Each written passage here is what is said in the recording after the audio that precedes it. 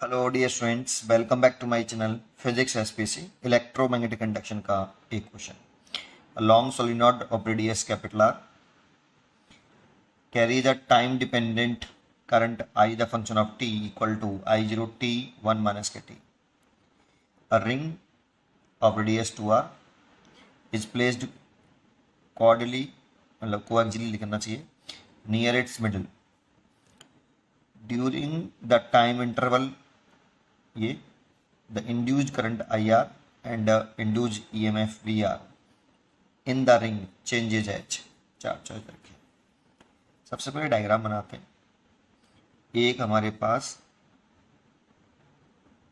Solenoid है, ऐसे long solenoid है, ठीक है, ऐसे इसकी रेडियस आर है और इसी में करंट फ्लो कर रहा है, टाइम डिपेंडेंट करंट है, I the function of T, ठीक है। फिर कह रहा है इसमें एक रिंग है मिडिल में जिसकी रेडियस 2r है। इस तरह से एक रिंग बना लो, इसकी रेडियस 2r है,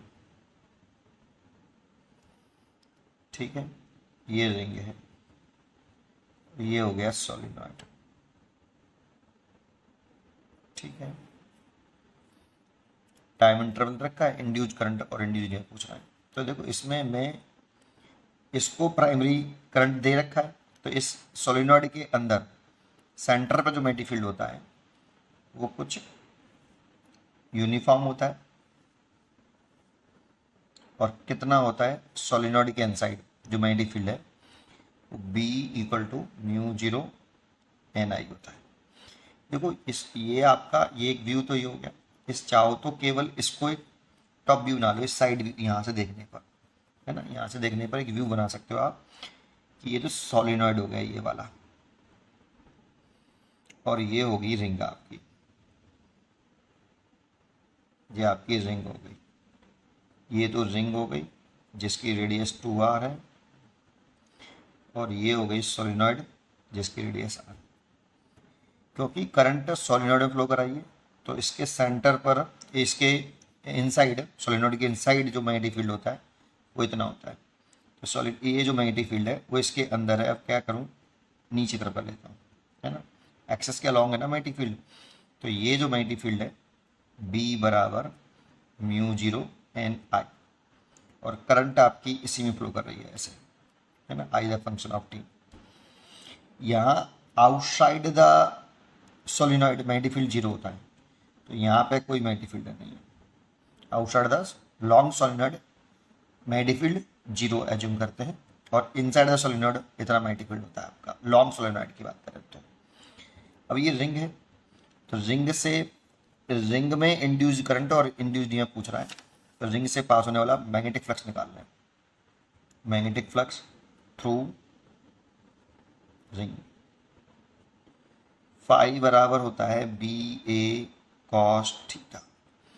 यहाँ A area in the loop होता है, area in the loop where magnetic field is present. तो देखो हमें मैग्नेटिक फ्लक्स रिंग से निकालना है, लेकिन रिंग के केवल इतने एरिया में ही मैग्नेटिक फील्ड लाइन्स है, मैग्नेटिक फील्ड है इतने वाले एरिया में। निकालना मैग्नेटिक फ्लक्स रिंग से है, लेकिन हम वो एरिया लेंगे जिसमें मैग्नेटिक फील्ड लूप में प्रेजेंट हो। लूप का वह एरिया लेंगे जिसमें मैग्नेटिक फील्ड प्रेजेंट हो। अच्छा, एरिया की दर्शन जो होती है वो लूप के प्लेन के परपेंडिकुलर आउटवर्ड होती है। तो ये 2 डायमेंशनल है रिंग, इसीलिए हम इसे एरिया की दर्शन ऊपर भी मान सकते हैं प्लेन के परपेंडिकुलर और नीचे भी मान सकते हैं, क्योंकि मैंने मैग्नेटिक फील्ड वर्टिकली डाउनवर्ड मान ली है, इनटू द प्लेन मान ली, तो मैं एरिया की दर्शन भी इनटू द प्लेन मान लेता हूँ। That means theta 0 degree. तो मैग्नेटिक फ्लक्स लिख सकता हूँ फाई बराबर B की वैल्यू है म्यू 0 NI और एरिया के लिए लिखें तो इसकी रेडियस r है, तो पाई r², क्योंकि इतने ही एरिया में रिंग में मैग्नेटिक फील्ड है और एंगल 0 डिग्री cos 0। तो मैग्नेटिक फ्लक्स जो रिंग से पास हो रहा है वो हो गया इतना म्यू 0 N पाई r² और I की वैल्यू मैं पुट कर देता हूँ म्यू 0 N पाई r² cos 0 की वैल्यू 1 हो गई, I की वैल्यू पुट कर देता हूँ। I the function of T रखा है हमें, ये रहा, इसमें टी का मल्टीप्लाई करके पुट कर रहा हूँ, ठीक है। तो कितना आई नॉट टी माइनस के टी स्क्वायर। देखो इस टी का मल्टीप्लाई कर देंगे तो टी हो जाएगा माइनस के टी स्क्वायर हो जाएगा। तो इतना मल्टीप्लेक्स हो गया बेटा, ये रिंग से पास होने वाला मल्टीप्लेक्स हो गया। अगर अकॉर्डिंग टू फैराडे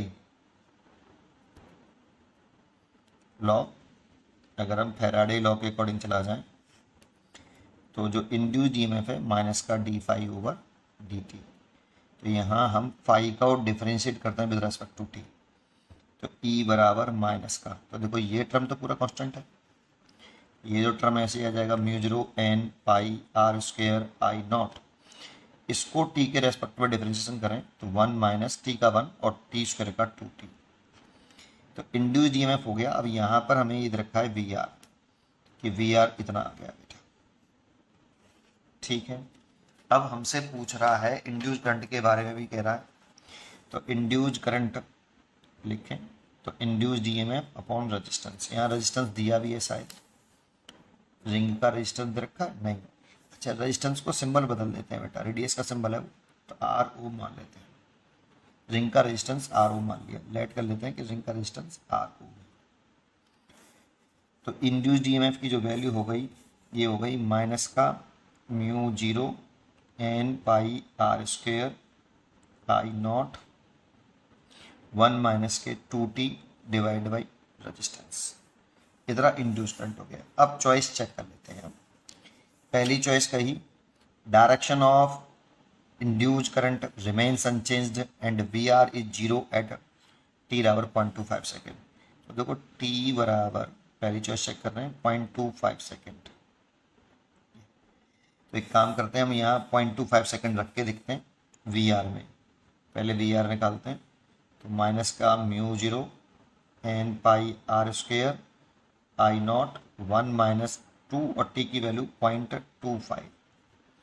देखो 0.25 ये हो जाएगा 0.5, तो जीरो तो नहीं आ रहा भाई, 0.25 अगर ये हो जाएगा तो 1 में से ये घटाएंगे 0.5, तो वी आर जीरो नहीं आ रहा, ठीक है पहली बात।